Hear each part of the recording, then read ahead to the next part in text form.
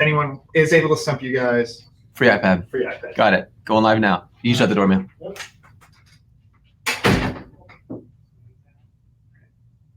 All right, everybody, how's it going? I want to welcome you guys to the Stump Seth session. We haven't done this for a few weeks. I'm so glad to have Alex back. Alex, where are you located right now, my friend? I'm in the middle of Hong Kong right now. So we're going to be in China in November. For those of you guys who didn't apply, justwhatdive.com/China, we had over 100. It's 138 is the last time I checked. Applicants to go to China. Only 30 can go. Very, very excited about that. Guys, this is Stump Seth. This is every Wednesday at 12 p.m. Central. We do this live. So we are actually live right now. So, Alex could sing you happy birthday if he wants to right now. In Chinese. How about that? Go for it. At least the first line. Oh, now you really got me on the spot. It's what I'm known for. Happy birthday is Sanyat Philo is in Cantonese. So it is a repetition of Sanyat Philo, but I'm a terrible singer, so I'm not going to sing. I'm not going to sing it. I'll talk about Amazon, but I'm not going to sing. Guys, Alex and I both sell on Amazon. We're extremely, I don't want to say we know everything, but we know a freaking a lot, even though Amazon keeps changing, so we continue to learn. And our goal today is to help you with whatever questions you have, to help you as much as we possibly can. So that's what we're here for. Now, here's the way this works, just so you guys know the rules. If you can stump us, we will send you a free iPad with a few qualifications. It has to be about Amazon. You can't go Google some really weird nebulous question that there's no possible way someone running an Amazon business would just naturally know. It has to be about something specific. If you can stump us, then we will send you a free iPad. Shipped right here from the Just When I'm offices. So far, Alex, one person has been able to stump us. I want to see if anybody can do it today. Bring it on. Bring it on, guys. Awesome. Great to see you, Alvaro. What's up, Roberto? What's up, John? Hello, Cheryl. Good to see you. What's up, Steve Bailey, my friend? Great to see everybody. Okay. So, guys, we're going to start with a question, and we're going to tackle that. Then I want you to ask all the questions you have. So, first question for today is, does it matter if my supplier is selling my Amazon product? And I'm going to ask Alex to take a shot at that question. What do you do? Well, first of all, does it matter? Has this happened to you where you're selling an Amazon, all of a sudden, wait a minute, my same product is on another listing, or my listing is being hijacked, and you discover it's your supplier? What do you do in that situation? Go for it, Alex. Yeah. Well, I see this a lot in our Facebook group and in coaching with various members. And it really comes down to taking a step back first. And that is something that we advocate a lot in Just One Dime, is to build a relationship with your supplier. Seth, you're always very good at getting right to the heart of the matter. I've been sourcing in Asia now for 25 plus years. And that is the heart of the matter, is to just get down to it, build a relationship with somebody first. And I see a lot of our members actually not asking the question, which is, are you selling on Amazon? And so they don't, our members don't know. So, it's a small percentage, but any percentage is too much, because you have to know this. And there are some ethical suppliers that are maybe selling on Amazon, and they just tell you. They're just like, yes, of course I am. I'm terrible at it. I hear that. Actually, I hear that a lot. They're like, I'm terrible at it, and go check out. And and truth be told, they'll tell you the brand. You go check it out, and they're not so hot. But what we're really, we have to know about is these people who are going to sabotage your business by lowering the price to a level that is not fair. So that's the thing that you have to suss out. There are cases where they are selling to other China brands, and that is something that I think people can look into.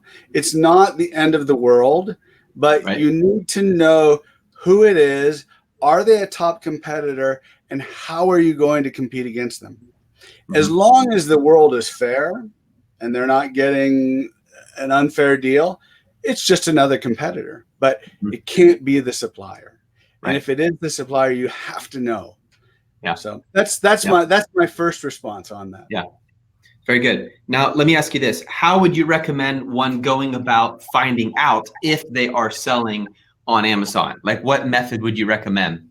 Sure. So I do a little bit of background checking on the supplier before I even contact them. So I mean, simple stuff. This is, I get on Google and see where they are. I get on Alibaba and see who else is buying, try to figure out who else is buying from them. I use a program called Import Genius, simply www.importgenius, and it allows you to see the bills of lading that other companies have used from that factory.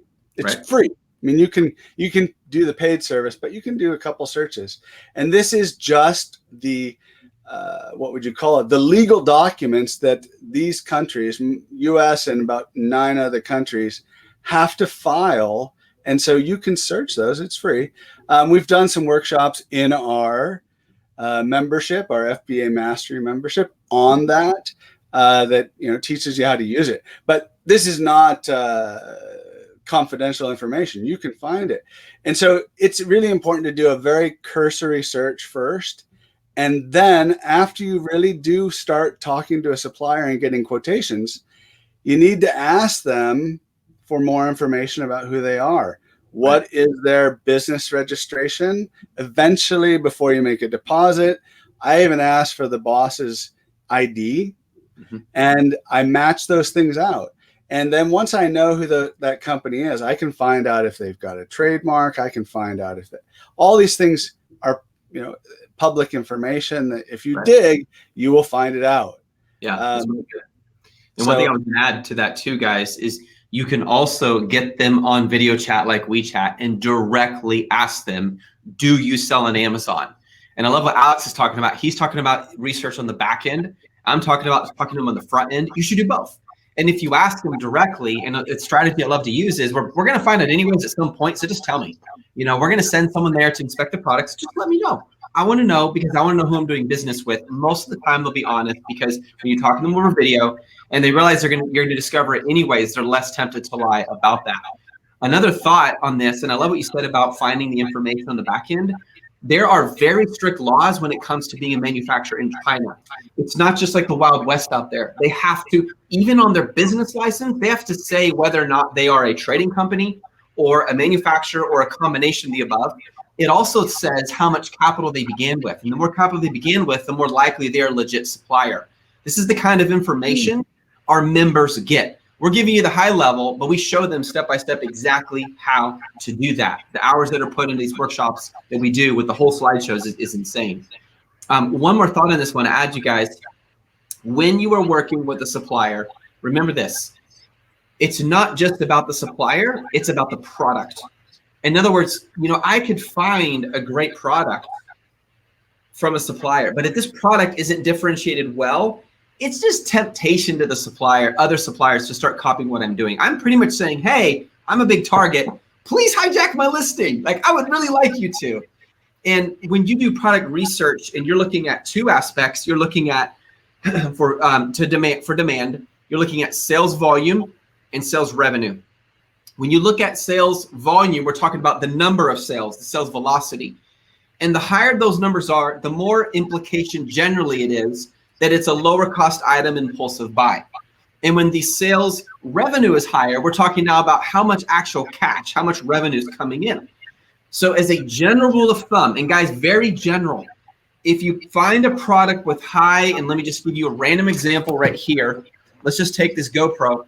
If you have a product that is very high sales revenue, not volume, but revenue, chances are it is more differentiable, which means it'll cost you more time and money up front to differentiate. But once you launch, it's a lot harder for the supplier to copy what you're doing or even other competitors. If you find a product that's more of an impulsive buy, like a spoon, then it's much easier for them to copy what you're doing because it's a lower cost, less risk, less differentiated. both strategies work. You just have to understand when you're looking at product research, am I looking at how many times it sells as well as the money potential? Like, look at it this way. Imagine you surveyed the US because you're selling in, Amazon.com, for example, and you said, how much money in mass are people willing to spend on this kind of coffee mug? Like in general, that gives you a very general idea of the demand for the product. The second one is, how fast does it sell? There's one more thought. And Alex, I see a lot of sellers out there doing this, and I think it's a mistake. They will come up with a product. Maybe it's just a spoon, and they differentiate the heck out of that product. And what happens is, even though it's really well differentiated, the price now that they have to charge is a lot higher to keep them a minimum 40% profit margin, which is what we teach. Right. Therefore, it's not going to sell as quickly. Now, even though you're going to get more money per sale and your revenue might equal a competitor, if it doesn't sell fast compared to another product that's in the same category and it's indexed the same way as yours, and theirs is a lower cost, therefore it sells faster because it's reaching a different kind of customer, theirs is going to rank higher. So don't differentiate your product so high that the cost of it moves you out of business, and now I can no longer rank, which means the people don't see my product until they get to page 3. See what I mean? So don't over bundle yourself and get yourself off the first page. Back to you, man. Another thing I would add on that is that we do teach how to differentiate, and when you do it well, you may be able to get some dollars out of it. But when you first launch, put it down don't take the full points out of it. Put it in the middle, and then get that velocity going, and then start to go up slightly. Not a big jump, and eventually you get right up to where you want to be. And that's what entrepreneurs do. I mean, entrepreneurs raise the price. This is something that they do. This is the difference between entrepreneurs and people who are donating product. So, and you made me just think of something too, and I want to warn everyone of this. And thank you for sharing that, Alex. There's a temptation out there where you see a product sitting on Amazon and it's selling really well. Then you look over Alibaba and it's over there too. Same product. And the price, however, for this product on Alibaba is much less than on Amazon. So it just kind of seems to make sense. If I buy it and I post mine on Amazon, it's going to sell too. Wrong. It's not that easy. And you're setting yourself up for major disaster. And I've seen people hawking courses trying to make it look that simple so they'll buy a course. Then they do that and they think, oh my goodness, I just lost $5,000, $6,000, $7,000 of my money instead of building the business the right way. The problem with that model is it goes back when I was talking to you guys about sales volume, how many sell versus sales revenue. If the only factor you look at when you're doing product research is how fast does this sell? Like, oh, this sells 20 times a day. That's a good product. Because this product over here, it only sells 2 times a day. Hold on. The actual sale, the money may be much greater here than here. And if that's the only factor you're using, what happens is if you build out your product and it's not really that differentiated, maybe it's just a different color, people will start to enter a price war and it's a race to the bottom.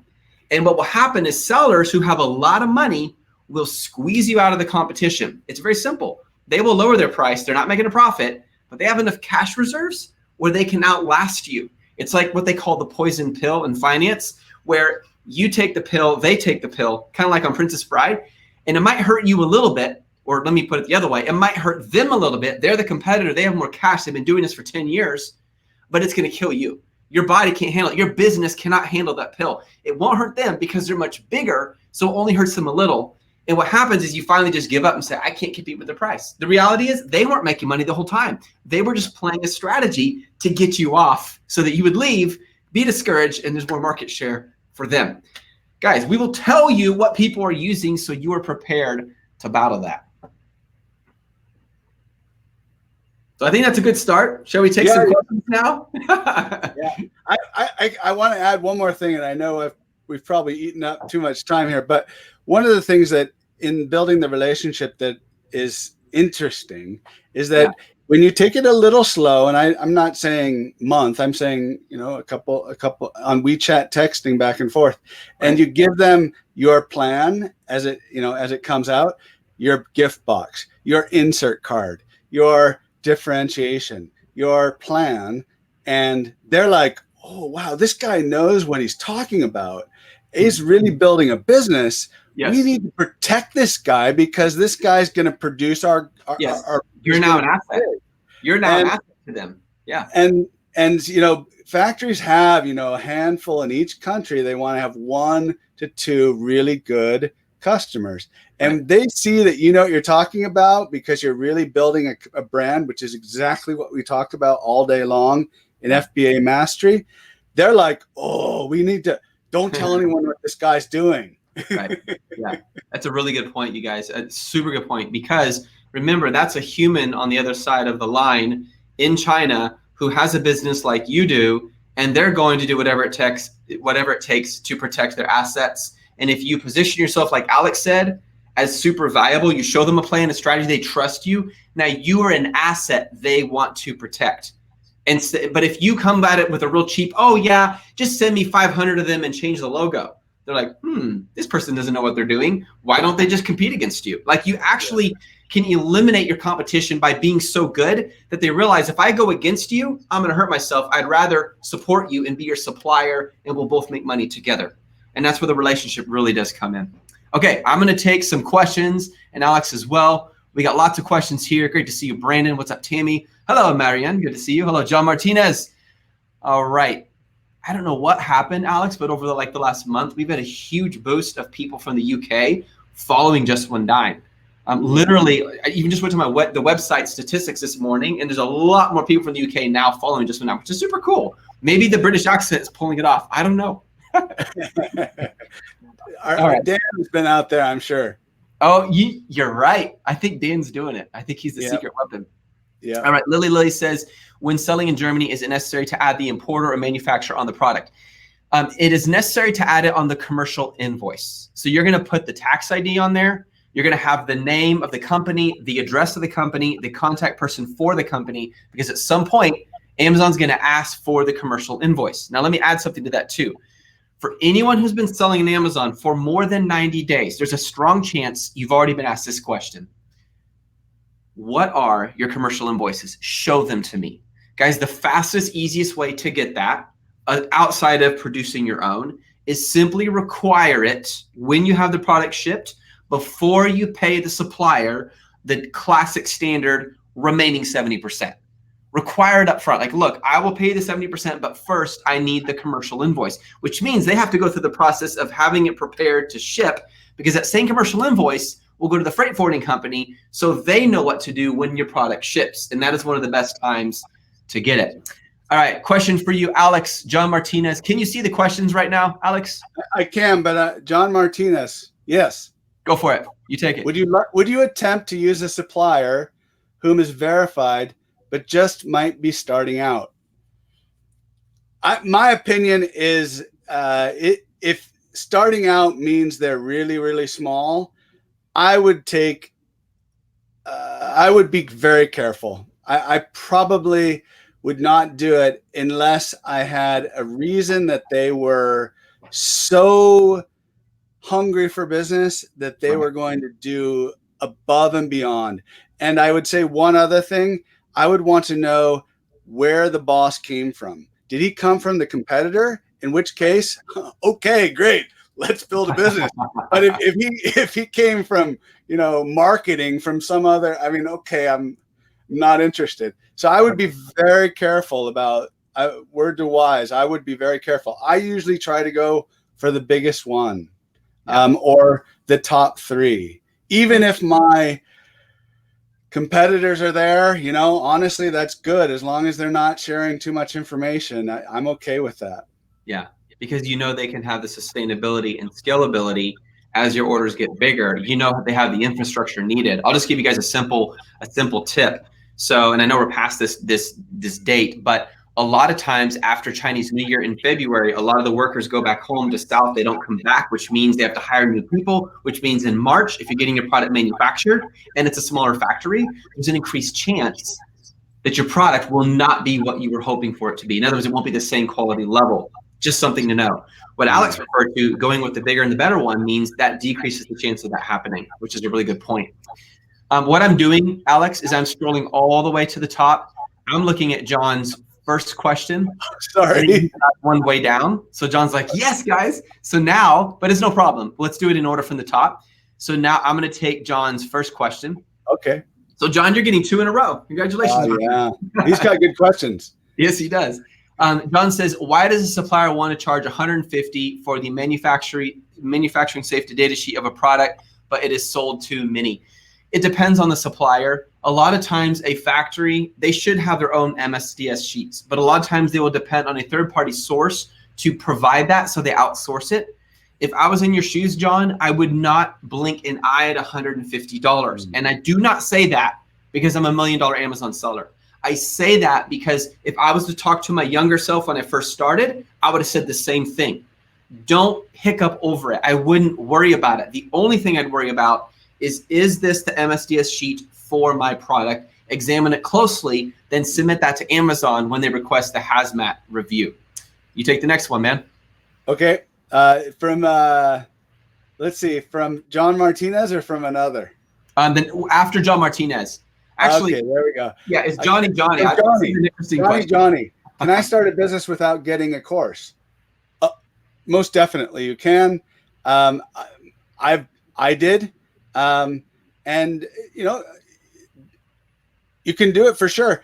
The thing that is, you're going to have 2 problems. One is you're going to go towards what is smoking or on fire, and you probably focus a little too much on those things. I love to listen to podcasts, and so I've got it here, and there's some really great podcasts, and we all follow them, and they're really not suited to. I mean, I was programming chat bots when I really didn't need to do it. I didn't make any sales from it. I didn't make one sale from it. I spent a month doing it. So that point, and also the more important reverse of that is you don't know what you don't know. Right. And so things that really could be a problem, you might miss them. So I think it's in the big picture, the amount of money that one spends on a course is small compared to what you might lose on PPC because you're just burning it. So that's my take on it. It's a small number. It's a good point, because what it's really about is knowledge and money. How important is knowledge? The most important thing is, am I getting the right training? There's a lot of courses out there and a lot of people saying a lot of stuff. I will say something for a moment and toot the horn of Just One Dime, if you guys bear with me. We don't just teach you how to sell products on Amazon. We teach you how to run a legitimate, scalable business.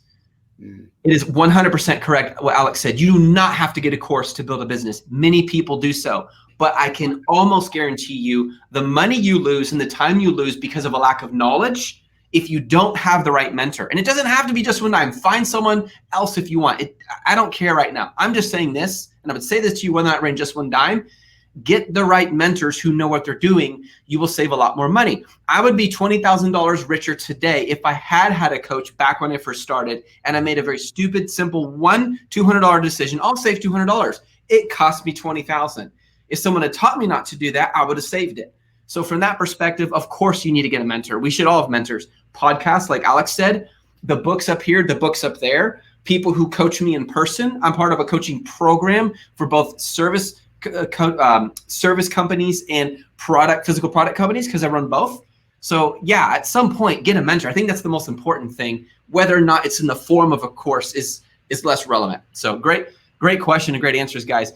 DJ Martin says, has anyone successfully teamed up with a manufacturer to sell their own as well as the manufacturer's products? If so, how would that work? Do you want to take a crack at this one, Alex? I have. You want to? Anytime. Go for it. Seth, as you know, I used to be a hard goods dealer for brick and mortar. Yeah. And so I actually ended up originating the Best Buy private label, which ended up becoming called Insignia. So I've done a lot of that. And I actually went to Tianjin, which has Hisense, I'm an electronics specialist, and I pitched them hard. I want to sell your product, and we're going to get you into the USA. And so, by all means, if there's low hanging fruit to get, by all means, talk to the factory about it, because they're stuck in China or other countries, and they don't necessarily know how to do your country. Right. And maybe they do, maybe they don't. They might know a lot and can teach you something. But at the end of the day, I would say, yes, that's always a possibility. Yeah. Yeah. And I love it because you're thinking right, DJ. You just thinking outside the box. It's a different way of doing business. Let me give you a quick example. Guys, how many of you have been taught you should never sell a seasonal product? Not true. You can. It's just a different business model. If you apply a long-term, year-round business model and sell a seasonal product, you're going to spell destruction for your business. But if you say, no, I want to be in the seasonal type business model, yes, you can make a ton of money, and you're only working like 3 months out of, well, probably more like 6, but still for those 3 months, you're selling a ton of product and it carries you through the rest of the year. So just remember, it's not so much about, is this the right way? You have to ask, is this the right way for me? And is my business set up so that model fits my strategy, and together we can make money? Sure. That's smart business thinking. All right, next question, Paige. When you start your FBA account, what are the best programs to use to figure out which product you want to sell? I'll share a few of my favorite. I'm sure there's overlap. Feel free to share whatever you want. Alex, I'll start. So Amazal is my favorite most of the time. The only frustration I've had with Amazal is sometimes the speed. I have had people saying, Seth, I thought there was something wrong with my computer, but now that you told me it's slow in your computer too, I feel a lot better. So Amazal I like a lot. I think the browser extension for Helium 10 is really good. And between those two, I get a ton of data, and I don't need more data. I still have other tools in case I'm not sure and I'm scratching my head and I really want to know for sure. But between those two tools, I get everything I need for finding a product to sell on Amazon. We teach multiple methods for finding products with and without software within just one dime. Back to you, Alex. Yeah, I think Amazal is super. It's actually simple, and these are all these programs are essentially filters. Amazal is a super filter. Helium 10, which is great. I love it. I use it. It's on my computer. You got to have another course just to use it sometimes. And so, I mean, I really believe that in terms of finding product, that Amazal does it best. And you don't have to use any tool to get the information. If you know where to get it. But Amazal is simple, and you don't want to overdo. I mean, some folks get Viral Launch, and they get Jungle Scout, and they get all these different things, and then they start correlating between the two, and that's too much. So. Yeah. Don't overthink it, guys. Absolutely. And there are ways to do it without software, which forces you to really understand, not just, oh, the software said it's good, so I'll do it, but understand why. And we teach that as well. Okay, Johnny, I'll let you take his, brother. Seth, how can you stop the hijackers to found the supplier which I bought my items? I think that this is not necessarily a question of whether or not the hijackers have found your supplier. It's more likely that that particular product is produced by many suppliers. Would be my guess. Yeah. And so therefore, because essentially one product called a USB thumb drive is so common, and that's probably not a great example, but it's so common that 10 guys are making it. You may not be aware that 10 guys are making it, but they probably are, in which case you think it's there, but there's many. So I would say that this gets back into the question of differentiation. And if you're differentiating, if you really have a private label brand and you really did an EBC and you really trademarked it, you just don't have to have that concern. Right. There are black hats that happen, and there's people out there doing fake reviews and all. Okay, that's a complicated world, and we have to deal with it. But in terms of of this particular question, I would say I wouldn't sweat that they're finding your supplier if you're doing your homework in front. Yeah. And if it's differentiated, it makes it really hard for them to copy you. Because ultimately anyone can find your supplier, Johnny. Anyone can ultimately. There's ways to make it harder, like you source from 1688, use a sourcing agent to do that. When people join Just One Dime, they automatically get a sourcing agent who finds up to 4 suppliers who can build their product. And guys, guess where those suppliers are located? 1688, not on Alibaba, the majority of the time. So it's really hard for competitors to find them. And by the time they do find them, you're already so far ahead and you're differentiated, as Alex said, that it gives you a leg up on the competition. All right, Alex says, I am creating a purchase order contract.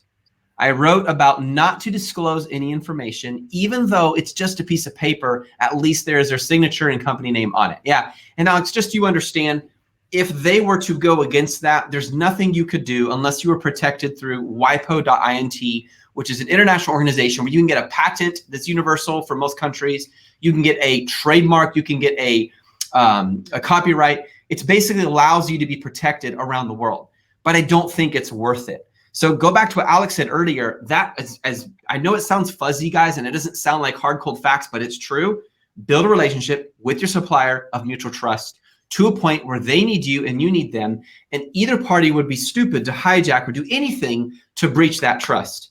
Second, you've got, let me go back for a minute. There's several things in my brain, Alex. I'm saying to both Alex here and Alex here. Alex and Alex. Here's my next thing I want to share. There are several ways to protect your product. At the most basic, it's called a trade secret. It just means a methodology no one knows about. The next step up is a copyright, protecting a picture or writing. The next step up is a trademark, protecting a logo or an actual name, like words. And the next step up, of course, is a patent. And there's generally 2 kinds, but also a third called a plant patent, where you can protect an actual, how an item works. Maybe it's the design or the function. The point is, the more unique your product is, the more it will cost to launch, the longer it will take, the greater the risk, but also the easier it is to protect. So you guys have to decide this. Am I trying to buy quick products and make a quick return and realize it's easier for people to copy me? Or am I going to think about a whole new, brand new, industry-shaking, disruptive product that will take a lot more time and money, but it's easier to protect, and hijackers almost become non-existent? Just to give an example, one of our students and coaches, Emily, she's never had a hijacker in her listing because she went page after page after page after page on Alibaba. And so she finally found a supplier who could build it exactly the way she wanted. And no one else has had the time and patience to click next 147 times. And for that reason, she took extra hours. Now she gets months and months and maybe years of no hijackers as a result. It's almost like the more you plan in advance, the less you suffer in the future. So it depends on what business model you want. Arbitrage is like the exact opposite. You buy it in 3s or 4s and you sell it quickly. And there's lots of hijackers. And I put that in quotes because now they're called piggybackers. Mm-hmm. Next question to you, brother. Yeah, good. So this is from Hossein. I've let my order to be shipped from China to Amazon warehouse in Germany. UPS was the courier. Sounds like they have done the customs duties automatically. How can I get the customs documents? So there's a couple different ways here. Certainly your factory can give you your invoice and your packing list. And therefore they can also tell you what is the HS number, which is the harmonized tariff number. And therefore you can use that to look in Germany and see what is the customs duty. That's number one. And I do recommend people do that prior to shipment. But secondly, you can ask UPS to provide you with any of those documents. It's part of their service. So you can go both ways. Yep. Excellent answer. I can't add anything to it. Totally agreed. Next question. I'll skip John's because it was answered. Brandon Tan, good to see you, man. How are you? I asked my supplier and they said they don't sell on Amazon. However, they manufacture for other people who sell on Amazon. What are your thoughts? What needs to be aware of?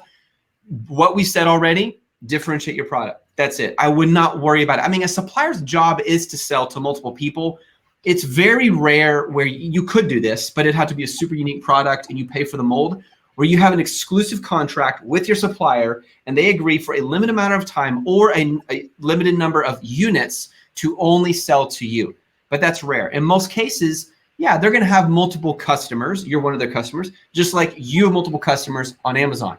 So as long as you differentiated well and you're building your brand, Brandon, I wouldn't worry about it for a second. Sleep well at night. Yep. Back to you, Alex. He's got another question here from Brandon. Go for it. Let's say my selling price is $45, but when I start list 45 and do sale price to 30, or just start listing at 30 and move up slowly. Sometimes people like to see sale price. What's your thoughts? We did mention this earlier. I would always start a little bit lower if you can. In general, we would want to encourage our members to whoever's the highest. Let's say the highest is 45, and then the median, let's say, is 30. So if you can start at 30 and you can still survive, go for it. Start there. Then go 31, 32, 33, get up to 34.99, stay there for a little while. You're happy, you're moving, velocity, you get rank, you're on page 1. Now try to get up to 39 slowly. That would be my plan. Yeah, I like it. And here's what I like about what you're saying, Alex, is it's going to allow you to rank. So Amazon, one of their if you guys have seen the picture of Amazon's flywheel, one of the most important concepts to them is the lowest price. And that has worked against brand builders unless you really build a great brand. That's caused some frustration for people, but you can leverage it to your own advantage, Brandon, because what Alex said is correct. If your price is low, even where your profit margins are very thin at first, people start buying your product. Amazon favors your product because of the competitive price, because it's comparing it to others.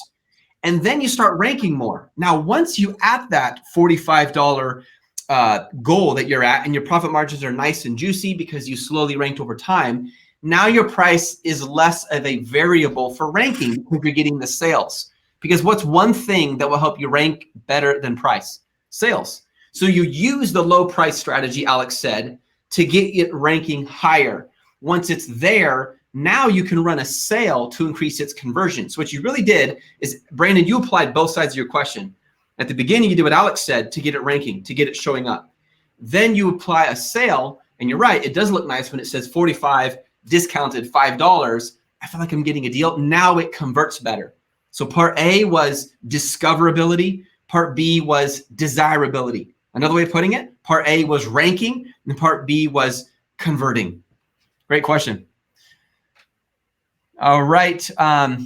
Let's. Marion says you're pulling off the accent. Thank you. Because I'm pulling. Oh my goodness, I can't believe. She's referring back to when I said all these UKers are following us now. I guess the accent is working, Alex. So this is great, man. All right.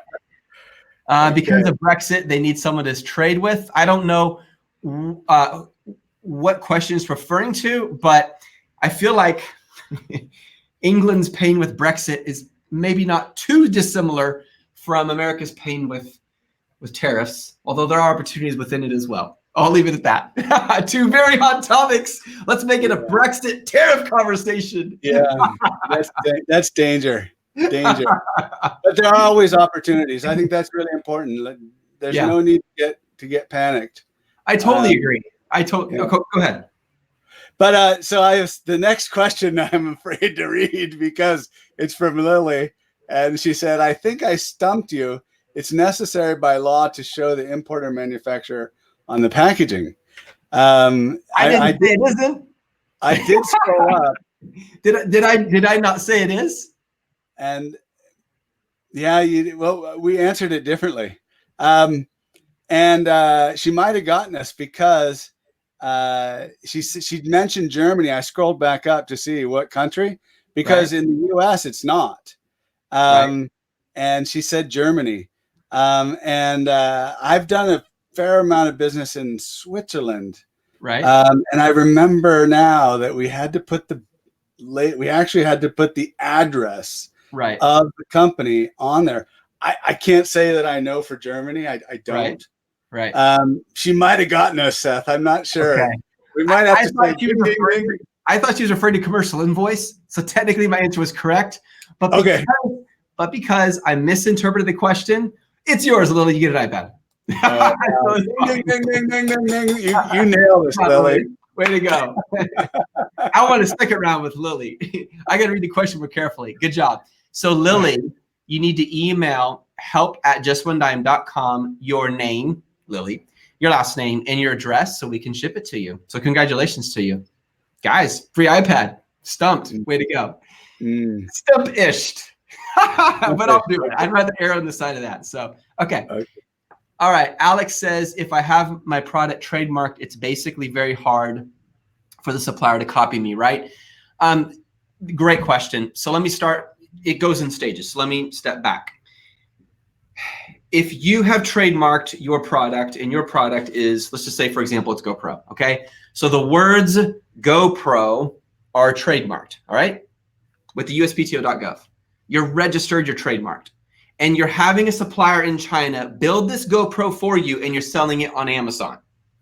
Let's just pretend that someone buys it off Amazon and resells it, or it shows up in a Walmart store. Obviously, you're not in Walmart at this time. I'm guessing, Alex. I'm talking about the Alex. That's the question, Alex, not you.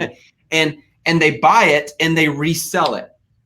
In other words, one second, I will show you guys. This is one of my arbitrage products. This is its own brand. This has a trademark and I'm selling it on Amazon and I'm making money. So how is that possible? So in other words, not to discourage you, Alex, with the question, but yeah, they can. Other people can absolutely sell that product. And the supplier could, because under the law, they have what is called the right to resell, the seller doctrine to resell your product. And Amazon doesn't know it's not a resale purchase from a brick and mortar retail. What is against the law in the US is if you have a trademarked item and then someone else goes and builds the same item with the same trademark. That's against the law. They have to use a different brand. But Amazon has no way of knowing that.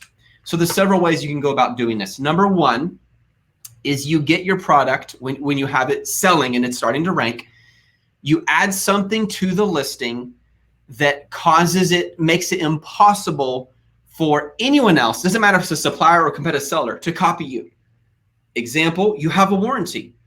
This is why I can't go buy an Apple computer. I'm on an Apple computer. I can't go resell this and start buying and reselling as a regular practice because I cannot reproduce the warranty. So a warranty actually protects you from hijackers. If you literally add a warranty and you put that in there and show them, look, here's my warranty, it's on the listing, and if it's trademarked, Amazon, I've never seen them not remove the hijacker. And that's just one example. Another example would be like a service agreement. Again, even though Bobby, who's selling your same product with the trademark on it, he can say, but it's the same product. Yeah, but Bobby can't add a warranty to your warranty. There was a huge case that went out in the 90s. There was this big battle, and it was this electronic company, speaking of electronics, Alex, and there were these distributors. And the distributors were reselling it. Well, when that contract ended, the distributors started manufacturing their own, and the electronics company got upset. And because they had a warranty, the distributors were by law required, because it was considered causing confusion. You want to win a trademark law? The word confusion comes up. The most important word when it comes to trademark law is confusion. Anything that causes confusion about the source or origination of the product is what can help you get your way when it comes to trademarks. One more thought. I know everyone who approaches a business their first time, and I'm not saying, Alex, this is your first time. That's not my point, but this is true for me, may have been true for Alex. We kind of assume that trademarks is a black and white deal. Got a trademark, done, no one can copy me. It's not like that. Because what happens when you walk into a courtroom? You have a judge, you have a jury. I know I'm speaking for the American US justice system here. It might be a little different in England and Australia. But you have these people set up, and even if you have a freaking contract, that is no guarantee that the contract's going to save your butt. Contracts almost mean crap in court because the judge can make his decision, the jury can make a decision, and it can be overruled. My point is, it's not black and white, but these are a few simple ways you can protect your trademark. One more thought.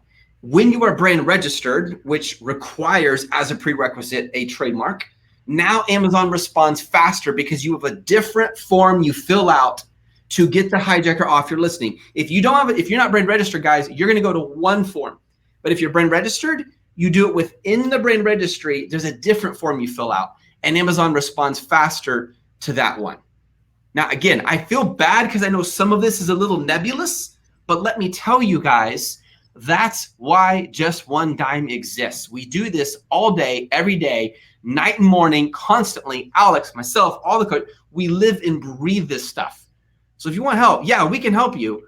But at the end of the day, you have to be willing to hustle and build the business so you can create margin to do the things you love with the people you love. Man, it's already 12:47. What happened, Alex? Yeah, I know. I was like 5% of the questions. And we got keep going. like a third. I don't know if we're going to get out my iPad today. You were determined to give an iPad away, so you just kept going until it was done.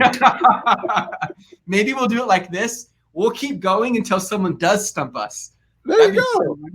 We're like here for 3 hours, like, dang it, let's pretend like we don't know. Oh, man.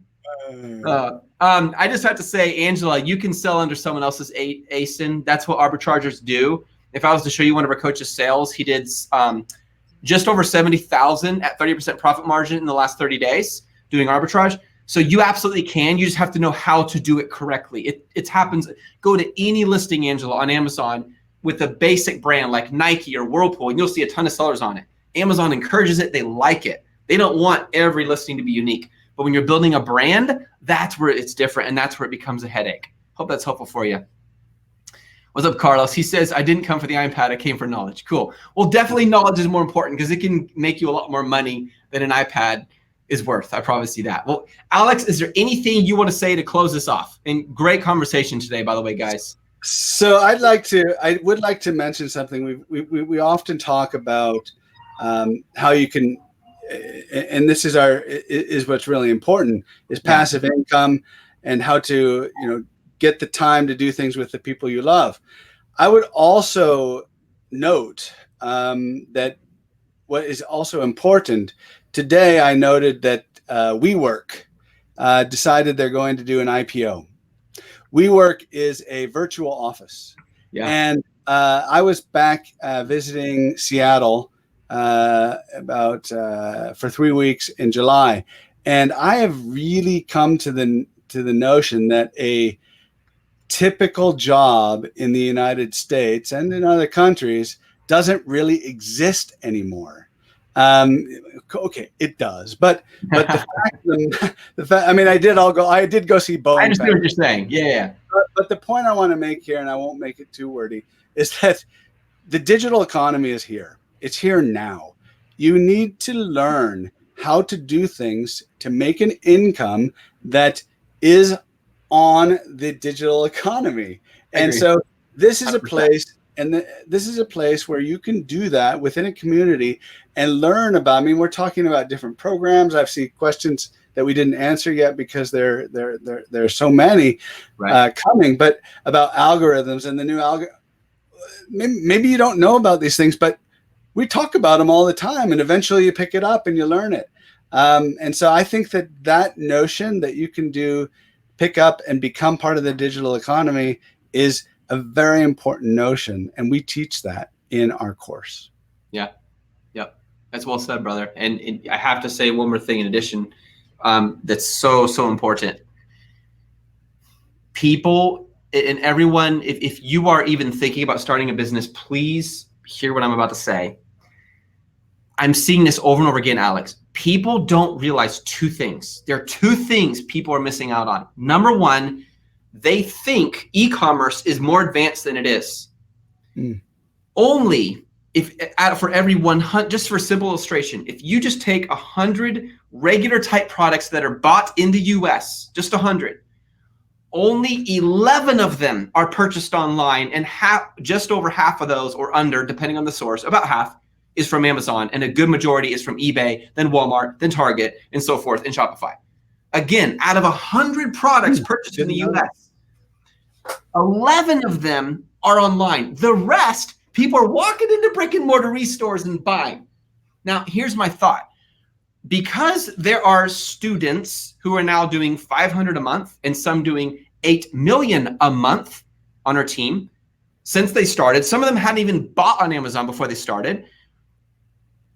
If they are doing that well now, and this tiny percentage of sales are from online, can you imagine people who jump in now 10 years from now where they're going to be? They're going, in my estimation, they're going to be multi-billionaire e-commerce sellers because they jumped in now and didn't wait 5 to 10 years. Now, let me share one more thought with you guys on the other extreme. I said that people don't realize how undeveloped e-commerce is. They think it's just overtaking the world. Hasn't even begun. On the other hand, people don't realize how far e-commerce is going to change the world. In 10 years, I believe, this is just my guess, and call me on it, Alex, 10 years from now, over 90% of all sales will be online when it comes to regular, everyday products, over 90%. And the only brick and mortar retail stores that are going to last are the ones that provide such a phenomenal personal experience that experience outweighs the value of convenience of buying online. Sure. Because they're doing something phenomenal. And those brick and mortars are going to do amazing because they're so few and selective. Whereas the majority of products, the everyday convenience products, I need toothpaste, I need a coffee mug, I need deodorant, I need a new shirt, whatever. Those are just, the convenience is going to be online. So for people who go around saying, oh, it's saturated, in all respect, if someone says that, they don't know the blank what they're talking about. And I'm just going to be blunt. They don't. Go look at the stats, guys. The world is changing. And that is why you are missing out if you are not starting now. So any kind of negative, like, oh, I can't do it, it's too hard. Hold on. Then how are other people doing it? How are they succeeding? How come Amazon's making the majority of the retail money from third-party sellers like myself and Alex? Did you know that, guys? If you go search it online, the majority of their profits comes from what we are selling, what they're getting. If they're making a ridiculous amount of money, it's working. Like, it's simply working. Here's what pisses me off, though. When other people out there act like it's easy, that's wrong. When they act like, oh, just sell a product, and no, it's not. It's hard. But I don't know anything worth doing that's easy in life. Nothing in my life have I done that I'm proud of that was easy. So I want hard. Bring it on. Because at the end of the day, I'll make more money, I'll have more margin, and be able to do more things as a human being. So guys, do not let doubts get in the way. And if you are not a member of Just One Dime, here's my promise to you.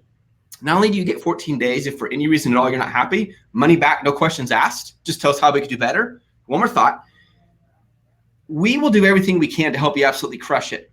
We have bought virtually every course out there, and we have 5 to 10 to 15 times more content than any other course, and we'll teach you how to build a business that's legit, that's scalable. We're not the best at marketing. We are the best at content. Which matters more? What would you rather have, guys? Someone who's been in the pit with you, who's shooting the gun? I'll show you my Seller Central accounts. And notice I said accounts, not account. Would you rather be someone that, or someone who says, oh, let me just do a really good job marketing to try to persuade you and seduce you to get you into something that will end up costing you money in the future? Okay, I'm done. I had to rant a little bit. No, that's good. Since we did a Stump Seth. It was good. It was good. All right, cool. You guys have an awesome day. justonedime.com/freedom. And there's a link below. See you, Alex. Take care. Good to chat with you. Bye. Okay, bye-bye. See you guys. Bye-bye.